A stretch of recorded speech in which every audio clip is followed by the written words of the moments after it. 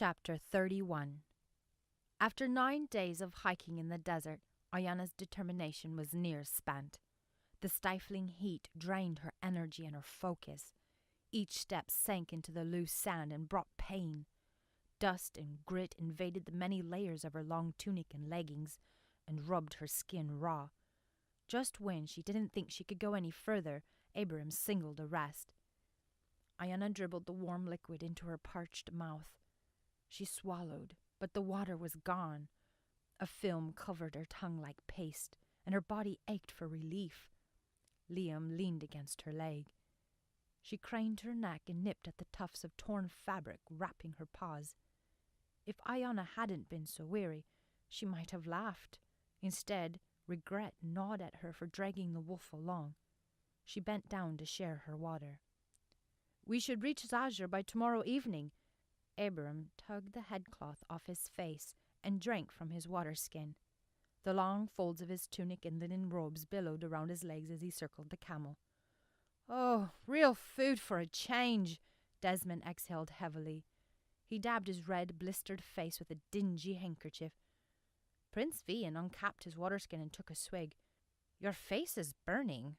Don't you think I'd noticed?" Abraham turned to Desmond.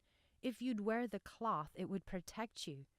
Desmond shook his head and muttered, "Women's clothes." "Fool." Abraham dug a small clay jar from one of the camel's pouch. "Then put this on." "What is it?" "A balm, crushed from the aloe plant." He shoved it into Desmond's chest. "You don't want to scar that handsome face of yours." Desmond frowned, grabbed the jar, and started smearing it all over his face. "I thought you had crossed the desert before." Cale stood in the shade of the camel and adjusted his headcloth. "Not like this." Ayianna touched her face, but she didn't feel the burn of the sun, just sweat and grime. She wrapped the large headcloth around her face again and pulled the fairy cloak over her shoulders. Was the cloak working? She still felt the heat of the desert. The others wore theirs, except Abraham, of course, and Desmond.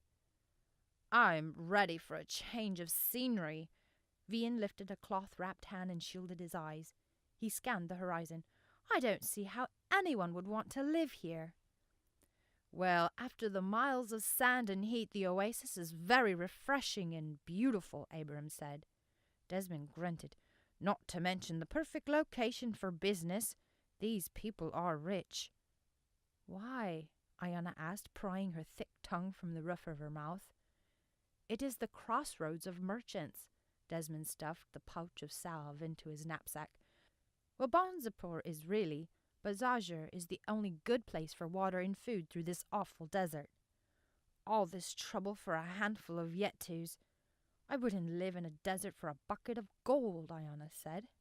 "Suppose the inhabitants of Zajr wouldn't mind us dropping in on them?" Vian asked. Desmond shrugged. "They won't exactly roll out their best rugs, but they'll welcome us for the sake of news from the greener parts of Nalu." Ayianna remained quiet, her muddled thoughts drifting in and out. Her shirt stuck to her back, damp with perspiration. She closed her greedy, burning eyes. Soon she'd bathe in the cool waters of the oasis and wash the desert from her body and mind. Liam nuzzled her leg and whined. Ayianna bent down to pet her. She looked back over the way they had come and saw nothing but sand dunes stretching for miles. The desert had swallowed up their tracks. A bloated dune rippled and rolled toward her. Ayianna blinked, and the dune deflated. Perhaps the heat was getting to her. She was almost used to the sweltering sun's deception and the sand's constant moving and changing. A breeze picked up, its hot breath scalding her face. She pulled the headcloth over her nose and turned back to the others. "The desert plays tricks on the mind." Cale glanced over Ayanna's shoulder. Perhaps he saw something too. But he stalked away. "We should keep going." Abraham nodded. He tugged on Trevico and started their small caravan west. Cale fell in step with him, and Vian turned to follow, but stopped next to Desmond. "You're not looking so well, my friend." "We'd get there faster if we could have ridden, or at least traveled at night." Desmond hoisted his waterskin over his shoulder and glanced at Ayianna. The whites of his eyes were bloodshot. and Ayianna wondered if she looked just as bad or worse. "You well enough?" he asked. She nodded. Fire burned in her neck and shoulders, and thirst clawed at her throat. But her burden was no different than the others. Her water skin slouched against her hip. The liquid sloshed inside, and her mind begged her to drink. She tightened her jaw. The rationed water would last one more day. One more day, and she would be in Zajur, an oasis. She shook her head and focused on putting one foot in front of the other. The ground exploded next to Desmond, and sand shot into the air. Ayianna jerked back, shielding her eyes. Orange scales flashed in the sun as a giant lizard-like creature sprang toward Desmond and clamped down on his foot. He bellowed and battered its large snout with its fists. The lizard rolled away, dragging him with it. "Skink!" Abraham cried and rushed after it. The camels jerked away and nearly stepped on Ayianna. Vian caught Travico's rope and held. Abraham lunged for the skink and managed to grab its tail. She stared in horror as the tail snapped off and continued to writhe in Abraham's hands. He growled and threw it aside. The skink hissed and whirled around, its stubby bottom flinging sand everywhere. Kale darted to the swirl of dust and decapitated the skink. Its body shook and flopped, spraying everything with crimson blood. Finally, it slumped against the ground. Ayianna stepped back and scanned the sand for more movement. The dunes wavered, the sand shifted, but it could have been the wind or the heat. Were there more scaly creatures lurking just under the surface?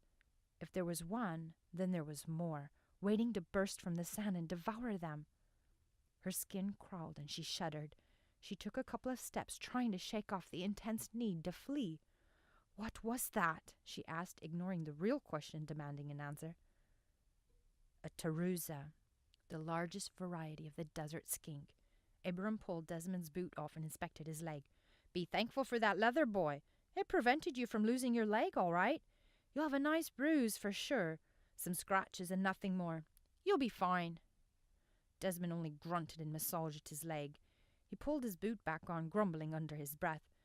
"I owe you, Prince." Abraham stood and grabbed the rope from Vian. "We need to move out now. They hunt in packs." That was not what Ayianna wanted to hear. The need to flee surged through her again. She quickly gathered up Desmond's belongings and shook the sand from them.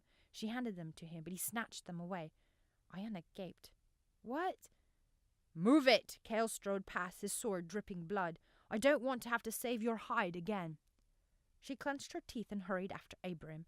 She glanced back at Desmond. He threw his water skin over his shoulder and limped along behind them. Ungrateful bugger.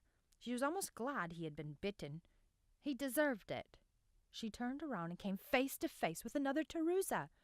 The skink snapped at her, and she fell back into the hot sand. She scrambled out of the way as it dove beneath the dune.